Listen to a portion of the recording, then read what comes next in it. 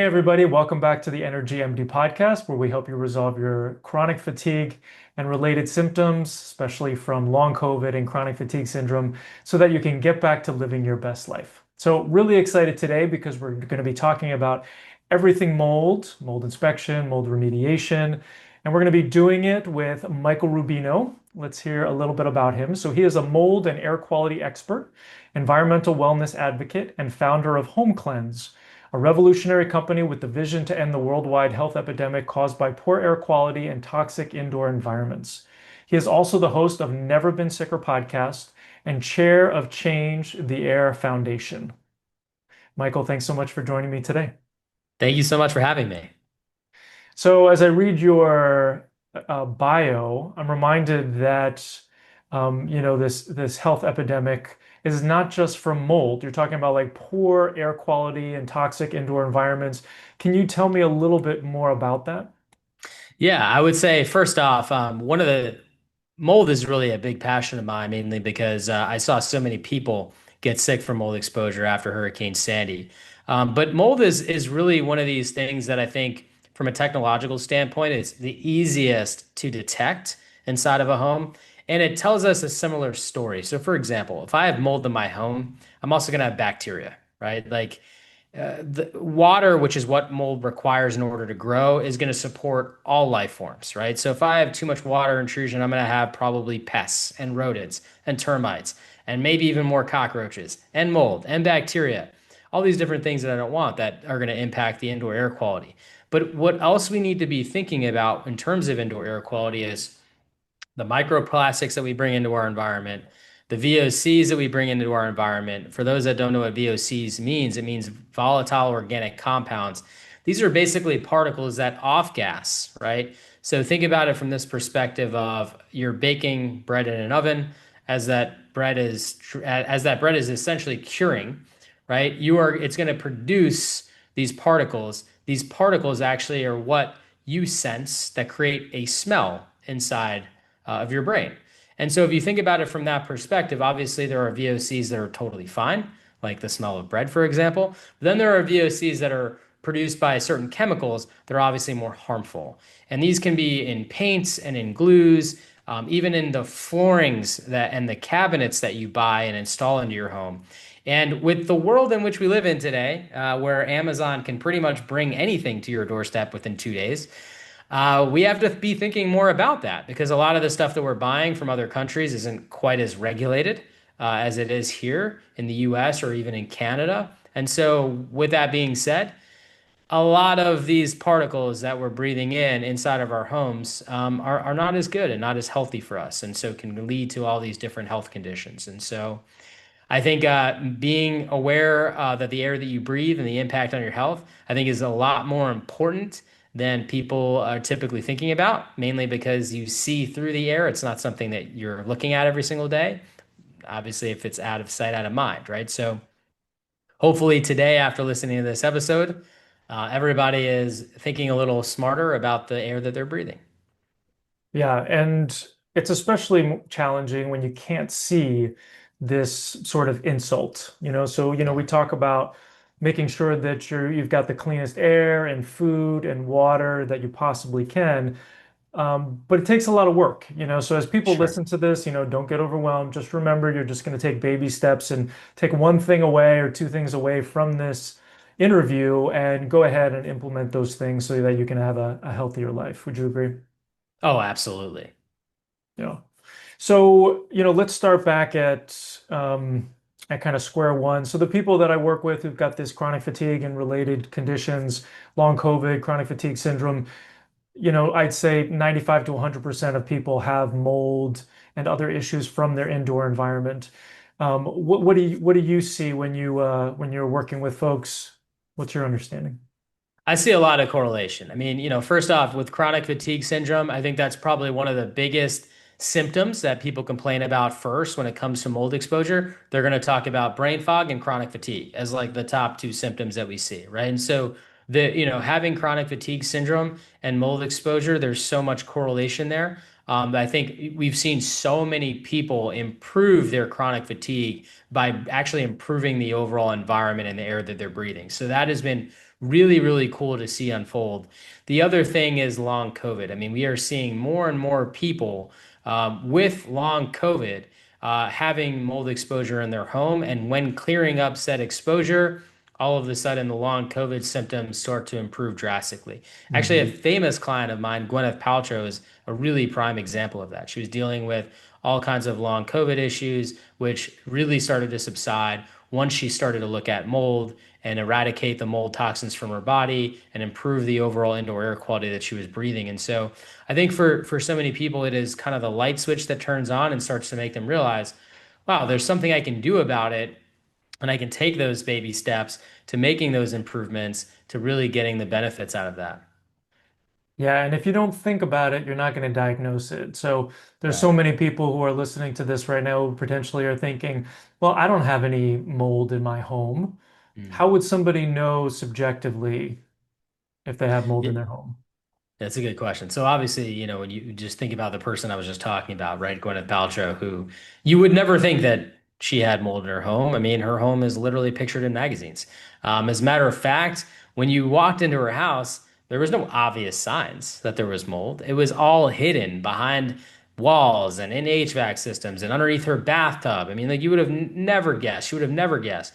It wasn't until she did mycotoxin testing and found elevated mycotoxins in her body, and that led her to then going, okay, well, there must be, where am I getting this mold exposure, right? And the first thing people typically do is, oh, it must be food. Let me cut out coffee and peanuts and things of that nature, right? And eat more of kind of this mold aware diet, if you will. But it wasn't working, right? And she started to realize, well, it must be my house, and that's when I was able to connect, and we were able to get her a good third party inspector, and um, we did like the dust test and found elevated levels of mold in the dust within her home, which was interesting because we were able to correlate the exact molds that were elevated in her home with the exact toxins that were elevated in her body, right? And so that sort of gave her the understanding that, okay, there's something going on in the home that I might want to improve. Deeper investigation of the home, deeper testing really started to uncover several problems, right? Around exterior doors, there was some water intrusion occurring. There was a couple roof leaks. There was some issues going on in the attic. There was mold in all the HVAC systems, and that can happen, right? If you have mold in certain locations of the home, the HVAC system, if you think about what it does, it pulls air into the system, conditions it, and supplies it back out. Well, HVAC systems have what's called an evaporator coil. And this part of the machine constantly condensates. If it constantly condensates, what do we know about mold? It needs water. Well, that's plenty of water for mold to start to grow. And so you typically see mold growing on these evaporator coils, which was happening in every single HVAC system, right? And so you start to look at this, what beneath the surface of the home is the most beautiful home. Beneath the surface, there were some issues, and those issues were leading to those health consequences. And so I think for people to understand, like, how do I know subjectively? I'm going to tell you the free version. The free version is, go over to your toilet tank right now. I want you to literally pause this episode and do this exercise. Go over to your toilet tank, take off the cover, flip it over, look on the underside of the lid, and look into the actual toilet tank itself. If you see mold growth in there, there's a good chance opportunistically somewhere nearby you have mold. And I'll tell you why. Every time you hit that lever and you flush the toilet, you are actually pushing air into that tank. Just by the sheer force of the water going down, it creates a vacuum. You're pulling air into that tank. If there is enough mold in that air, it will opportunistically grow inside that toilet tank. It's really super simple building science 101 here. That's how it works. So if you see mold in your tank, that's a pretty good indication. You have some mold nearby, you might want to get it checked out. If the not so free version is, you can spend 299 bucks and you can buy the dust test, which would basically tell you the exact amount of quantities of mold for over 36 different species of mold to see what's actually going on in your dust. Why would you want to do that? Well, because you're looking for abnormalities. If you've got, let's say, I don't know, aspergillus, and it's 100 times higher than what it should be, They give you a pretty good indication. I've got either some mold in a crawl space, mold in an attic, or mold in an HVAC system because you're going to see those types of mold growing in those types of locations. If I've got Stachybotrys, now I'm looking for some sort of water event that's occurring. Maybe it's a leaking window, a leaking roof. Maybe I've got an issue in one of the bathrooms or a kitchen, right? So it helps me can kind of pinpoint what's going on, but it's comparative analysis, right? So if I see too much mold in my environment, that's a problem, right? I want to look, you're never going to be able to have a mold-free home, but you should have mold in normal ranges. You should have a healthy equilibrium. When it goes out of whack, when you have an overgrowth of mold, you're going to have an overgrowth of mold. You're going to have more toxins that you're being exposed to. And it also means you're going to have an overgrowth of bacteria, right? And all three of those things can really disrupt your immune system. Well said. I think that it's important to note that, I tell people if you've ever had any sort of flood in the basement or a leak in the roof or a busted pipe, in the history of your home's existence, right? Then you're likely to have mold. Would you agree with that? Oh, I would agree with that, and I would double down on that, in fact, because I would tell you that basically my entire career span out of Hurricane Sandy. Mm. And that, if you don't know about Hurricane Sandy, it decimated the Northeast. It was like one of those rare storms that just overloaded the infrastructure, and it flooded tens of thousands of homes. And that type of issue really becomes pretty glaringly obvious. If you have any weak points in an industry, when an industry has to come together for a disaster like that, you're going to see those weak points pretty much unfold. And that's exactly what we saw. We saw a lot of homes that were quote unquote remediated, right? They were supposedly fixed, that unfortunately were not. And I can't tell you how many homes that I walked into for years after Hurricane Sandy where they looked fine. I mean, you walked in, there were white walls. You would have never guessed the house had a flood at all. Yet there were weird odors. There were people complaining of illness. And sometimes there weren't even any odors. But we started to see that people weren't feeling well. And when we got these test results, the test results weren't matching what you were seeing visually. Like visually, it looked totally fine. Like the house was fixed. But yet, when I opened up walls to investigate because the results were off the charts, that's when I started to see a blanket of black mold behind the wall, right? And so these types of things were interesting because I think for so many people they think, well, yeah, no, I had that water event, but it was fixed. The guy down the street, he's such a nice guy. He came over and he took care of it. It's like, well, when you start poking and prodding, well, what did they do? What were the steps that they took? And you start to say, well, I don't really know. I just trusted him because he was the expert or he's done this before. And what we really uncovered through that event is that number one, there are problems within the industry. Mhm. These jobs are not being remediated properly, and it's a very big compounding issue. That's number one. Number two, they're not testing these homes properly to really understand the extent of the problems. So if they're not testing them properly, we're not getting good data, then the protocols being written to fix these homes were just not good. I mean, I want you to think about this for a second.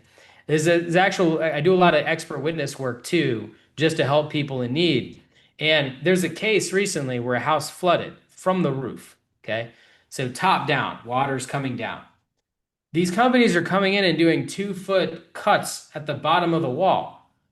I mean, the water came from above. What's the cut at the bottom of the wall going to do? Well, the argument is that gravity forces the water to come down, and so that's where most of the water ends up. And it's true, yes. But what about the space in between that got wet? Well, if it didn't dry fast enough, you're going to have mold. Do you know how long it takes for a building to dry on average? It's like 7 to 10 days on average. Do you know how fast mold grows? 48 hours. 48 hours. 24 to 48 hours, you'll have certain species grow. The more hydrophilic, maybe 3, 5 days, somewhere along that, right? But if it takes 7 to 10 days, it already becomes a mold contamination project before the structure can properly dry, which Mhm. means the water mitigation industry itself is basically useless because the protocols for that industry don't talk about setting up containments or preventing microbial contamination from spreading, right? Because they think that, well, if you act quickly and you dry the structure, you're going to be fine. The big problem with that is what they're not telling you is it takes 7 to 10 days to dry it properly. And so the only way to prevent mold growth when the building gets wet is to remove the wet materials from the building. And they're just not doing that, right? Right. And so if you think about every time there's a hurricane, I want you to think about all the houses that aren't getting repaired properly because they're not getting tested properly because they're following water mitigation protocols, even though they need to be following microbial remediation protocols.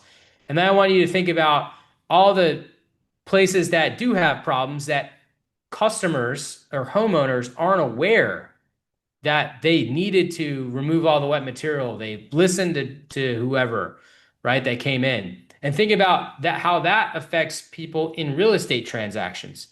Then I want you to think about the insurance industries who honestly, they limit mold coverage so much so that it puts you in a position where you have to either shell out of pocket to fix your house properly Mhm. or you have these fly by night contractors that come in, will just take the insurance company money, do the very bare minimum, and then walk out your front door.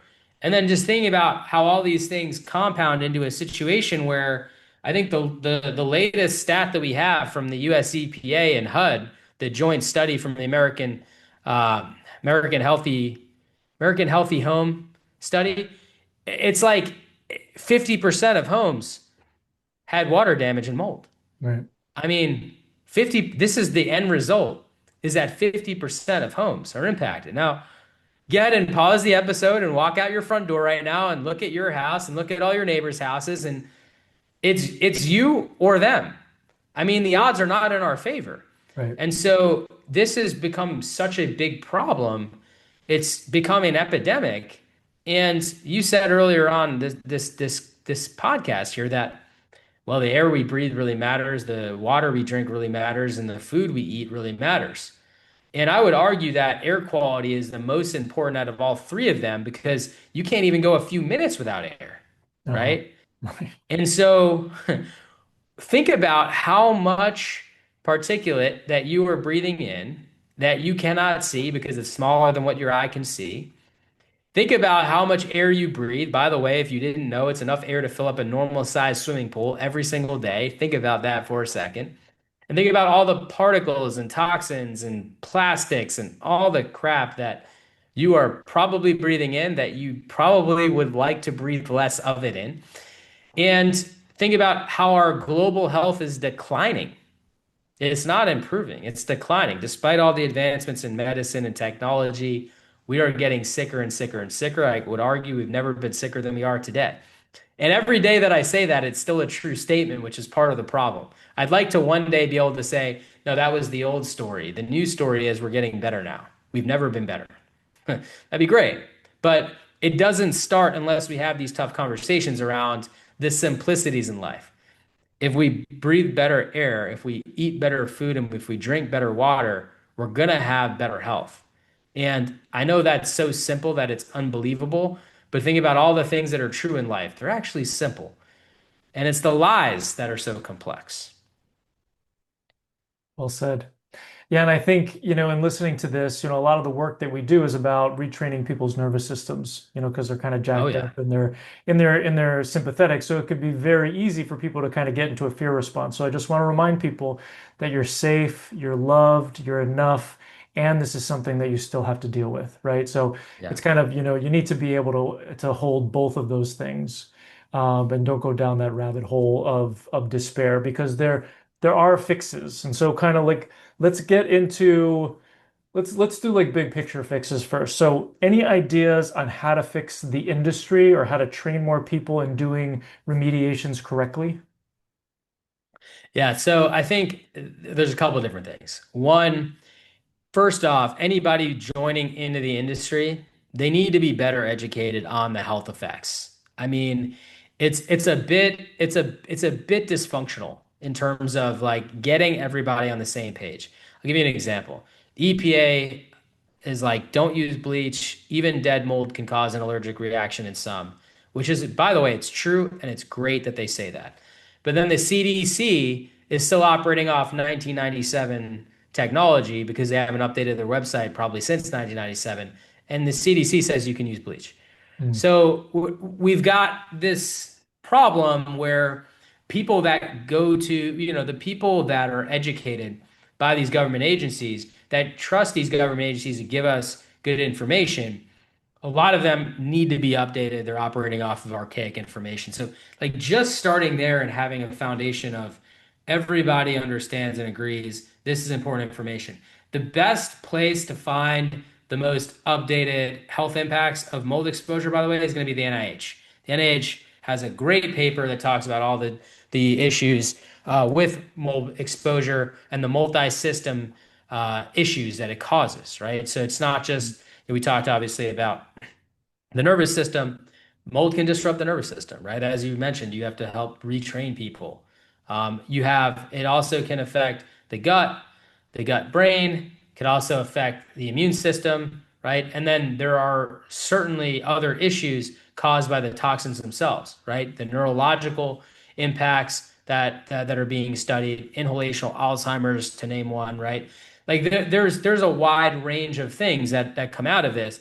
And so it needs to be in a place where people can get access to this information because the adverse effect of that is people get sick, they go down this path where they're not getting better, and they don't know that the real reason why is the air that they're breathing or the food that they're eating or the water that they're drinking. So, like, that public information is really important because you it is hopeless when you don't know that you can do something about it.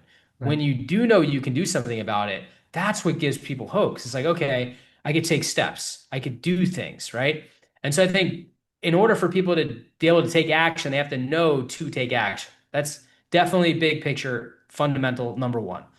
Fundamental number Absolutely. two is we need people in the industry to get around to get an understanding of how the importance of standard operating procedures is. If you do not have standard operating procedures, you do not follow standard operating procedures, then you are not going to get the same result time and time again. Now, Mm. look, homes are complex. I mean, if I'm remediating a pre-war building in New York City, I'm going to remediate that differently than I might remediate a 2015 home in the middle of Nevada, right? You have to understand homes and buildings are built differently. You have to understand the different components of these homes and buildings. But even with that being said, the remediation process itself, removing mold from these places, there should be a standard operating procedure. And there are great organizations like Normie, the IICRC that put together their recommendations of standard operating procedures. I would argue I don't think either of them go far enough. Give you an example, like they're like roughly 33, I think, SOPs. The company I created called HomeCleanse has 75. There's 75 steps that go into start to finish each remediation area as it's being remediated. Because my philosophy is we want to thoroughly and terminatedly handle the problem.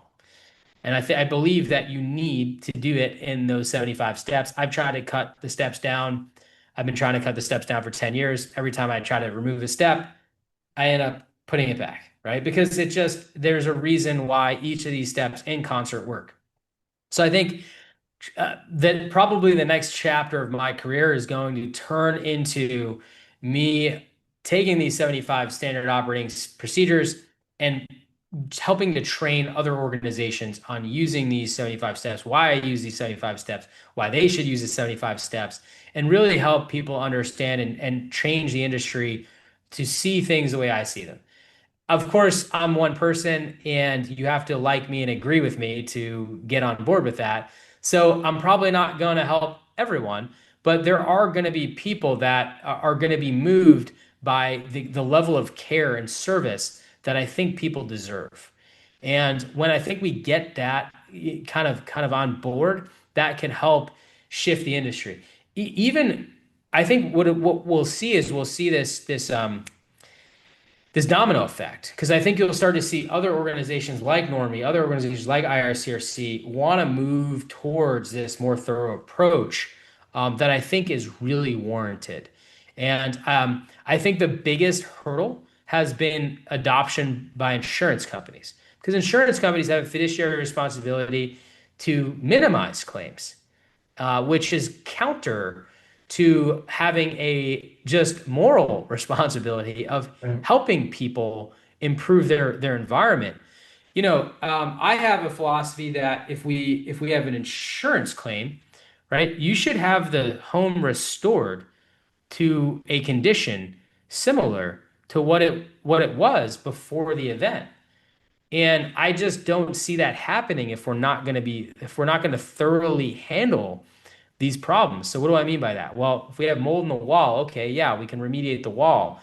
But if that mold's been growing for weeks and it's been getting into the HVAC system, well, now the HVAC system has to be appropriately cleaned, right? And all of that should be validated with post testing.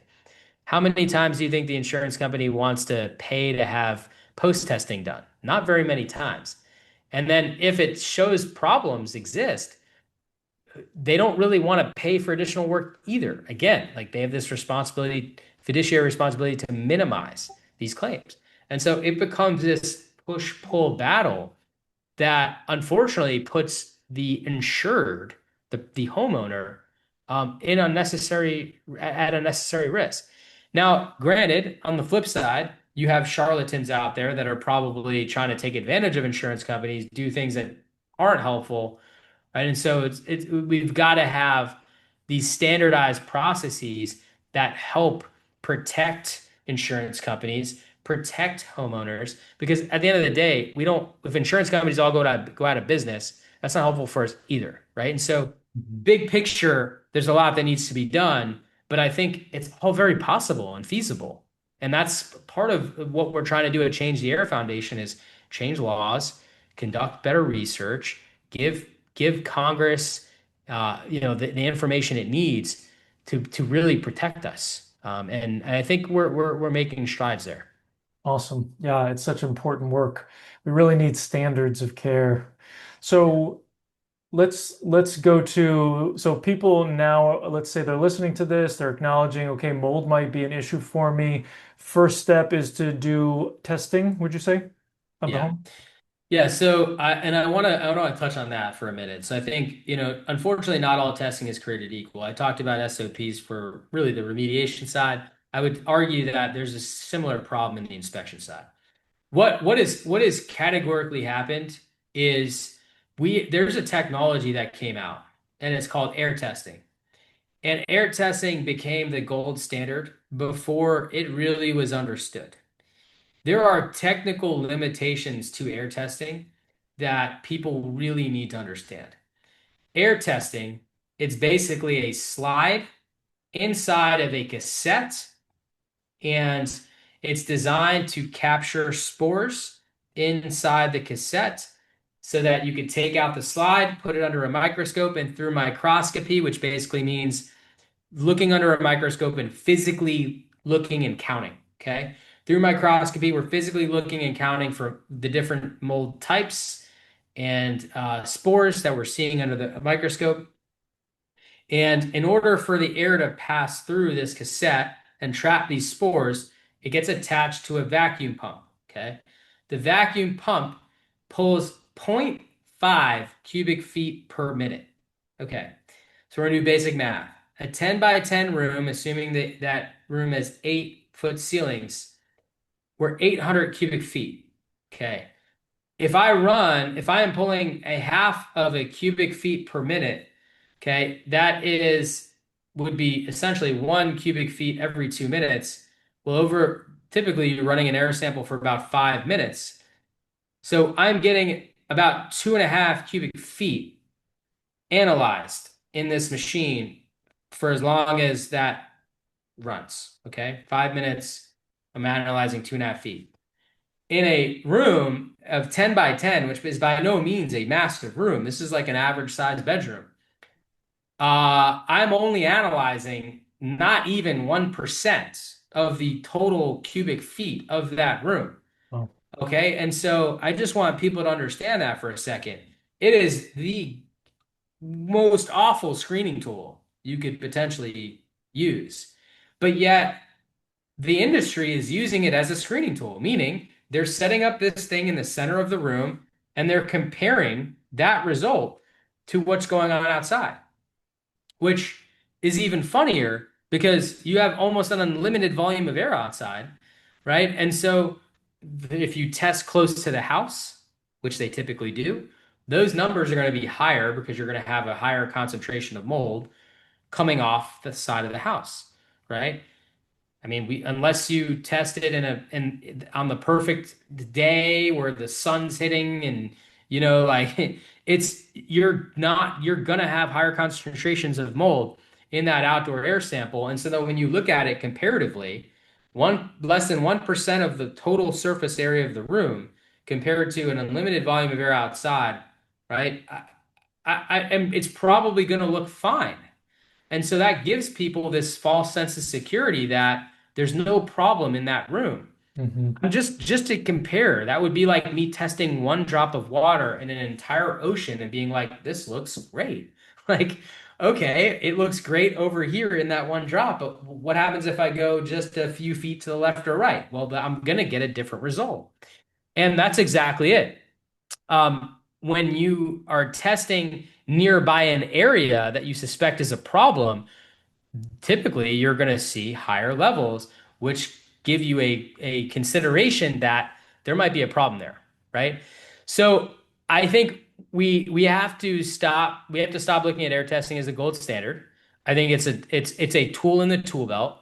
We need to use just like a carpenter is going to have different tools they're going to use based upon the different situations they encounter and the outcome that they're trying to achieve, right? If we're trying to really understand where might there be mold hiding, and how might those levels be? Are they alarming enough to warrant you to take action?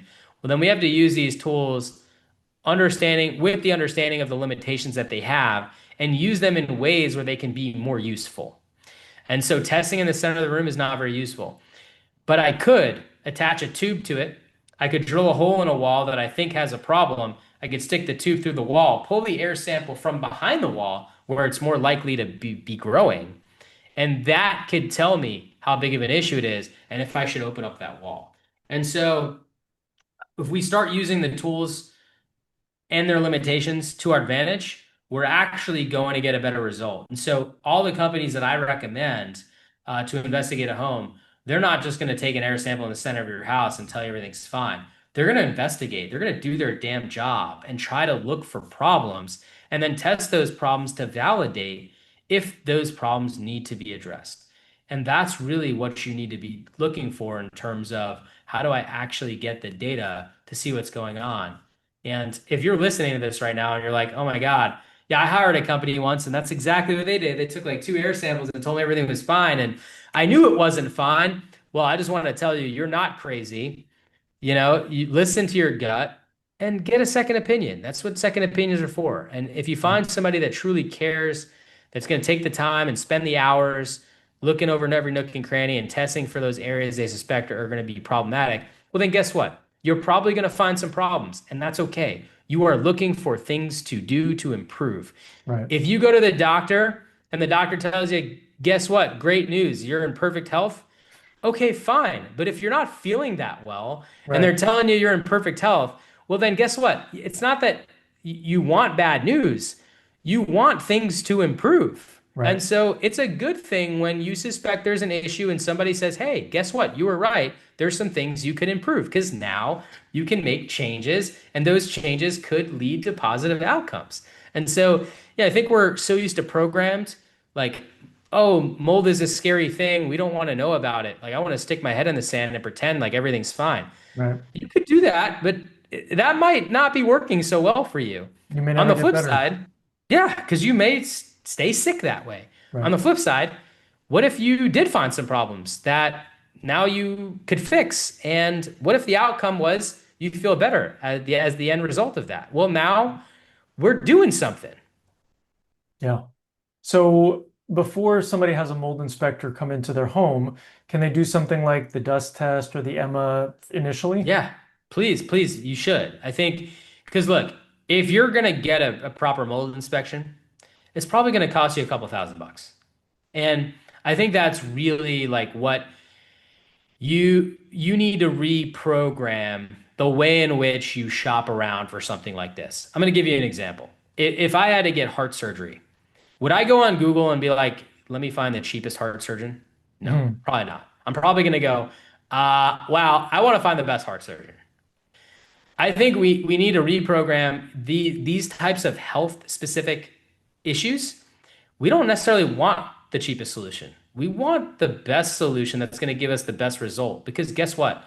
When you're not feeling well and you're tired and you're sick, it's really hard to make money, isn't it? Like it really is. Like when you're dealing with chronic fatigue, for those that are listening that have never experienced chronic fatigue, like it is debilitating. Like you slept 8 hours and you woke up and felt like you barely slept at all, Mhm. right? Like that is not that's not like I don't because there are so many people that don't understand chronic fatigue. Right. Like it's because it's not a motivation issue. It is literally you do not feel recharged Right. after sleeping. Could you imagine how productive you could be when every day you wake up and you feel like you didn't go to sleep? Wow. Not very productive. So, like, I want you to think about this for a minute. So, yeah, it's getting the right outcome is really important. This is not something that you want to cheap out on because you're gonna waste money in that process. I'll give you a great example. I every day I speak to at least 20 people a day.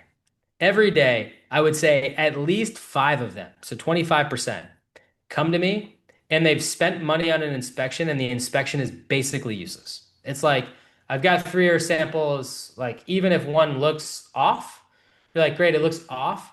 What do we do about it? Oh, I don't know. They told me to talk to you.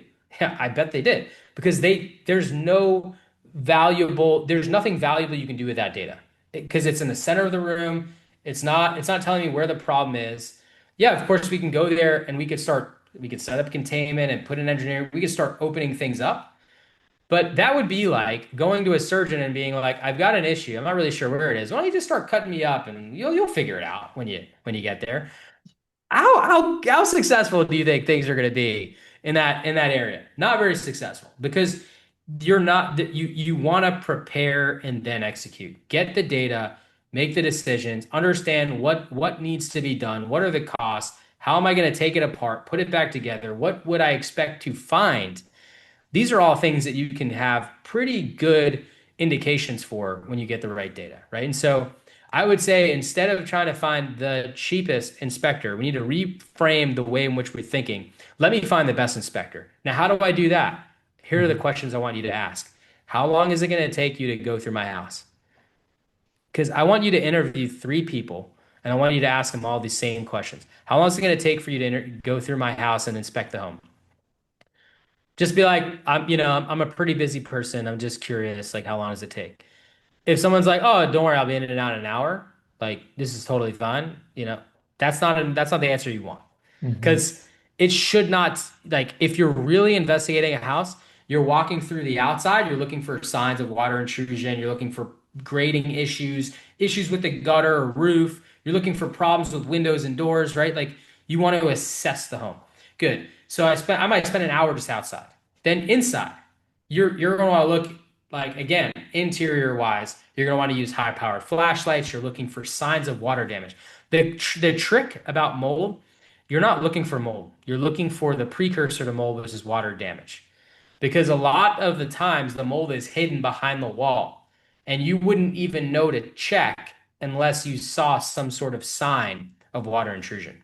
So you're looking for water intrusions, you're using flashlights, moisture meters, thermal imaging cameras. You're looking at the HVAC system. Is it oversized, undersized? How's the ductwork? Is the ductwork too big? Is it too small? Is it leaking? All these types of things. Like there are a lot of things that you want to go through. If you've ever bought a home before, and you've gotten a home inspection, they're not in and out in an hour. These guys are there for like 4 or 5 hours, like opening windows. Do windows work? Do the screens work? Like, how's the hot water heater? Like, these are the types of things that you need in a mold inspection. You need to be looking thoroughly across the house. So that's a really good way to see any red flags. Second thing, Like, how many samples are you going to take, do you think? And that might be a hard question to answer over the phone. So I'm gonna preface that. But if they're like, oh, I'm gonna do like, how big's your house? Okay, it's 2,500 square feet. Okay, I'm gonna do like 3 or 4 samples. No, that's a problem. That is too little data points for a 2,500 square foot home, right? I'm not gonna be able to tell you exactly how many samples because everyone's gonna have different sized homes. There is an art to it. Like you want to look for problems and then sample that problem, right? And so if your house has 20 problems, well, then you're going to want 20 samples, right? If your house has 5 problems, well, then you're going to want 5 samples. But I would say on average, they should be finding 10, 15 suspicious things at a minimum, and then be recommending to test those to validate if their suspicions are right. And then the other side of that is, okay, maybe there's an issue. Not all issues are created equal. Some might be small problems that you really don't need to worry about. Some might be catastrophic issues that like you need to fix right away, right? So getting those data points can be really invaluable for you putting together a plan of how am I going to improve this home. And I would say like last but not least, like ask what testing they're going to do. Are they going to, just rely on air samples? Are they going to do air and surface? Are they going to do thermal imaging, moisture mapping? Like, what are they going to do? And then compare them. And then that should give you a good understanding. Like, okay, yeah, this guy is charging a lot of money. He's a few $1,000s. But you know what? Like, I'm going to get my money's worth. He's going to take twice as many samples as the other people. He's going to, use twice as many testing technologies as other people. Now you can really start to understand, like, is this somebody that I think is going to have my back and not just come in and do the bare minimum and charge me, but like they're going to go through the home like a fine-tooth comb. Do I feel like they have my back? And if the answer is yes, that's the person I want to hire. Mhm. Yeah, and I think, also if they have a process, so they're Yeah. like, we're going to meet and we're going to talk about it, and I'm going to do an assessment, and then we're going to go over the results when they come back, and we're going to make a plan, and then I'm going to Yes, recommend, and then I'm going to put you in touch with somebody who can remediate. So, yeah. exactly. And going with, somebody who gets good reviews. I mean, are there any certain trainings or certifications that may indicate that somebody's better than somebody else? You know, first off, there are some new certifications coming out. Like I do know that, and so that this answer might change. The reality of the situation is like I always liked the ACAC certifications for the inspections. I know IICRC is coming out with one. There are some other organizations that have put it together that I haven't looked at. So I would say that they should have a certification, right? They definitely should be certified. Some states have licensing. If your state is like Texas or Florida or New York, where you have licensing, they should have licensing. And really, they obviously want to look at their reviews, although that can be a little misconceiving sometimes, especially if it's like if they sound a little robotic, right? But I think furthermore, if you know people that have had their house inspected and you can get some referrals for people that have good and have done a good job and like especially if you could find people that you know of that like were not feeling so well and now are feeling great, that's a great testimonial to say, okay, who inspected that house, right? And Right. so there are definitely some ways I feel like that you can kind of get around. And of course, if you like what I'm saying, I'd be happy. Like, reach out to me. I'd be happy to refer somebody in your area. All I need to know is what state you're in, and I usually have contacts all over. So definitely, like you have resources. You will be able to find people, especially if you go back to the questions that I told you to ask. Make sure you ask those. And always vet people and feel people out. And like I said, just instead of going with the cheapest option, just go with someone you think is going to be the best for you. And I think that's really important. It might not, maybe sometimes it is the cheapest option, but it might not be. Yeah, typically not. Yeah. You get what you pay for in so many things. Yeah. Um, and what about mycotoxins? Oftentimes I've used that as a bit of a barometer where if somebody, you start talking about mycotoxins, you're asking if they're testing for mycotoxins, oftentimes they're better quality. Oh, yeah. Yeah, so I would say, mycotoxins obviously is definitely something that you should be bringing up in the course of interviews. Because if they don't know what mycotoxins are, then I don't think they're going to be someone that can help you because that is a pretty serious byproduct. And if they're not familiar with mycotoxins, they don't know how to test for it, they don't know how to remove it, then you're going to be it's going to be pretty problematic for you to have a good result. So I would say definitely ask like, what's your experience with when working with mycotoxins? Have you ever tested for it? Or if you're interviewing a remediator, have you ever remediated mycotoxins? Is that something you guarantee as part of your process? Like these are questions you'd want to ask. Like for example, when I created HomeCleanse, we created HomeCleanse right out the gate as one of the only companies in the Northeast at the time that would guarantee the removal of mycotoxins. Like you, after the remediation process, you can guarantee, and we have that same guarantee today, right? So we guarantee a reduction in your ERMI test or the dust test or whatever test you're using. Use any test will guarantee this reduction. We'll guarantee that mycotoxins will be not present. They will meet the threshold of not present. And like that, there's no reason why you can't find companies out there that will guarantee that. If they won't guarantee that, then you shouldn't work with them because they need to know what they're doing in their process to make sure that they're handling this for you. Otherwise, you could spend all this money and still be re-exposed. That's really valuable. Yeah. What about companies who do inspections and remediations? So, I personally don't like it. And the reason I personally don't like it is because there is a bit of a conflict of interest there. You could, for example, if you know how to inspect, you could test further away from the problem. You could manipulate the results on purpose, right? And so it's just too. And look, I'm not saying that anybody would do that, or I just think it's too easy, right? To manipulate. And when you have something financial to gain, um, I just think that it just puts you too much in a position to make a problem go away because you can't figure it out. Mhm. And I've seen that time and time again, which is why I obviously caution against it. So I think it's not too difficult. There are so many companies out there that can inspect. There are so many companies out there that can remediate. It's not too difficult to find people that could help you separate those powers.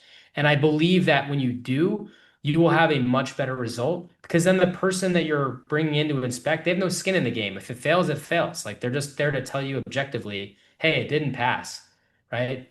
And that's the other thing. Like these projects, they're science projects. Like I don't know, I'm kind of a nerd. I love what I do because every single situation is a unique situation, and I actually enjoy getting feedback that hey, this house didn't pass. Like the only negative thing about a house not passing is there's a cost associated with having to go back and fix something, but it's so minor in comparison to the entire overall project that it's like I don't look at it as a negative thing. I look at it as like, okay, great, let's figure this out. Yay. What do we have to do? Do we not remove enough building material? Is there is there something influencing from another area that we need to look at? Like you get back into this like scientific problem solving mode, which for me is a fun place to be. And I think we've got this other stigma in this industry about like failing. Like failing becomes this like almost like blame thing. Like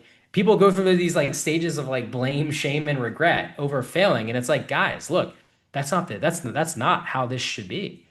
This should be like, okay, good. We are 99% of the way there. We have not achieved what we came here to achieve yet. But now we have an opportunity to get there. And it's that objective data that like you cannot say a job is well done until you have that data. And so let's just say I remediate 25 areas in a home and 23 of them pass. Two of them need additional work. That's a freaking victory in my book. That's like 98% of the area is a pass. Great. Now we have a little bit more work to do in these two areas. And that it is this process that allows me to tell the customer at the end of the day, hey, like we really freaking did it. And like that's how we're able to stand behind our work and guarantee it. And so it's one of these things where it's really important to post test.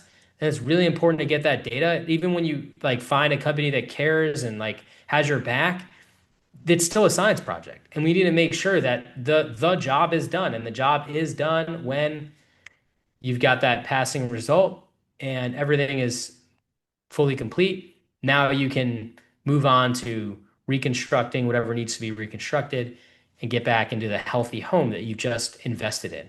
And that is just such a powerful thing is coming around that science project and working together as a team to getting the job done. But can't mycotoxins persist, where you've done the remediation? So when you do the remediation, you're not just taking care of what's happening behind the walls, you're also taking care of the air. Correct. So, Okay. like when we do the remediation, yes, there are air scrubbers involved that are constantly cleaning the air and pulling things out of the air. And it's all done through negative pressure, meaning even small particles that could bypass the HEPA filter, they're getting transported outside the home. So you're constantly cleaning the air and bringing any contaminants into the filter or even outside the home. On top of that, mycotoxins are water soluble, well, most of them anyway. And so when we have dehumidifiers in there, we're going to be pulling them out and literally emptying them out through the dehumidification system, which also empties out, right? So you're going to have that. And then the other thing is they're secondary metabolites. They kind of act like chemical residues if they're already in the environment, which only gets cleaned up by cleaning the home, which is why it's not enough to just open up the wall, spray some chemicals, and walk away. You have to follow the steps properly, and that includes cleaning the HVAC and cleaning the home to fully eradicate the level of mycotoxins that could be there. Now, as you just mentioned, there's there is testing where you can do ELISA testing of mycotoxins in the home through the dust. Similar method of doing like the ELISA testing for the blood or the urine, right? Same methodology, but different mode of transportation here, like looking at one versus in the dust versus the blood versus the urine. But if you see it in the environment, which does happen, um, we can remove it and guarantee that. And the testing of the body, as you know, can sometimes take months to fully detoxify, right? And so you want to look at that as a good barometer of moving in the right direction. Typically, what we're seeing is if you've dealt with the home properly and you're not colonized yourself, like if you don't have a fungal ball on one of your mucous membranes, et cetera, you should see those mycotoxin levels dissipate over a few months following, the doctor's programs and doctor's orders, of course. Right. And that's where obviously it's really important to listen to someone like you who's trying to help them through this. Because if you're not detoxifying, right, as you know, there are many reasons for that, and you have to help them with that. Yeah, and I find that, a lot of people, mold doesn't even necessarily show up in their urine if they're really sick. Yeah, Like those that's true pathways too. just aren't even open. Yeah. Yeah, this is so incredibly valuable. I could keep picking your brain, but I want to respect your time. So you've got a new book coming out. You want to tell us about it? I do. I have a new book coming out. So, as you mentioned earlier, I have a podcast called Never Been Sicker. Well, this is Never Been Sicker, the book. And I have been working on it for 2 years now. Where I find the time, I still try to amaze myself every day. I don't know, but it's done. It's currently being edited, and it will likely come out early on in 2026. So very excited for everyone to read it. It is a perfect blend of storytelling because there are stories in there, mixed with a lot of good information, research, etc. And the book, it's called Never Been Sicker: How Air Quality Might Be the Missing Link for Better Health. And so it's going to explore that pretty intimately in all the different ways that it needs to be explored. Obviously, mold's a big part of it, but we're going to talk about bacteria and the toxins of bacteria. We're going to talk about VOCs and all kinds of other indoor health contaminants that you need to be aware of so that you can take action on. Awesome. And then where's the best place for people to go if they want to reach out to you, like you mentioned, and if they're looking for a mold inspector or remediator or to see about working with you?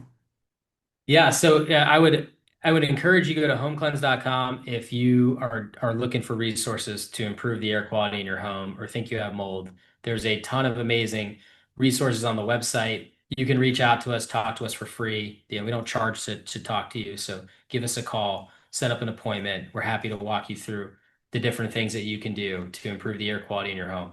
If you look at this like I do as a big picture issue and you want to get involved, please visit changetheairfoundation.org. We are actively trying to change laws in all of the states in the US. We're actively trying to change federal laws. We are actively advocating for people. And there's we just did an amazing military expose piece. If you are in the military or you like me and you just love our military, you should watch this piece because it is alarming from a national security perspective, the conditions that these families are living in that really impact our mission readiness. So it's something we should all care about, really. And last but not least, you can definitely find me on all the social media platforms. I post tons of bite-sized informational content. So please just follow me at the Michael Rubino and on all the different platforms. And that's at the Michael Rubino. Unfortunately, Michael Rubino was already taken. So, and I used to be known as the mold medic too. So it was kind of one of these things where you used to search for me at the mold medic. So I was like, well, if we leave it the Michael, then it'll pop me up. They'll see my picture and they won't even skip a beat. So please look for me on there. Awesome. Well, I so appreciate you coming on, Michael. This has been very valuable. I know people have learned a lot. And so take this information for those of you who are listening today. Get your home tested, get it remediated. You're going to notice a big difference in your health. So thank you, Yeah. Michael. Thank you so much for having me. So if you have chronic fatigue, whether it's from long COVID or chronic fatigue syndrome, go ahead and click the link below to watch my latest masterclass, where I go deep into our 4-step process that has helped thousands of others resolve their symptoms naturally. After you watch that video, if you're interested in seeing if we're a good fit to work together, you can then get on a free call with me. All right, thanks so much. I'll see you over there. I hope you learned something on today's podcast. If you did, please share it with your friends and family and leave us a 5-star review on iTunes. It's really helpful for getting this information out to more people who desperately need it. Sharing all the experts I know and love and the powerful tips I have is one of my absolute favorite things to do. Thanks for being part of my community. Just a reminder, this podcast is for educational purposes only and is not a substitute for professional care by a doctor or other qualified medical professional. It is provided with the understanding that it does not constitute medical or other professional advice or services. Thanks for listening and have an amazing day.